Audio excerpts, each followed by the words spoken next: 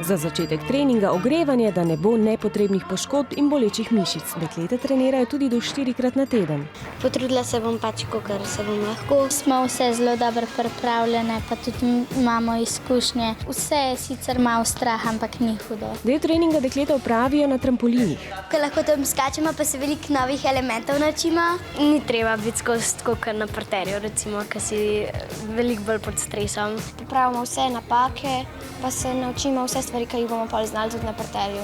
Izvedba njihovih vaj na tekmovanjih mora biti natančna in popolna, tehnično in estetsko. Trampolin jim pomaga pri učenju vaj. Na trampolinih se lahko naučimo premete, dati preveč zalte.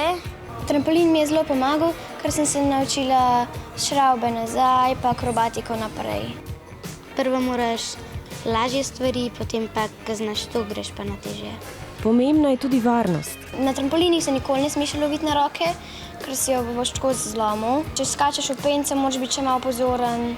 Da pač ne skačete dva na istem trampolinu, da moraš malo vsem paziti, pa gledati tudi na druge. Pa tudi zabavno je. Če si zmatran, se malo sprostiš, da ti ni treba delati čist, da si napet, ampak si lahko malo mehak. Je tudi zabavno, zato ker pač nam je tudi nekako tudi trening zabava. Ko skačejo po trampolinih in lovijo ravnotežje, se sprošča hormon veselja in dekleta se tako lažje posvetijo natančnim tehnikam posameznih prvin na parterju.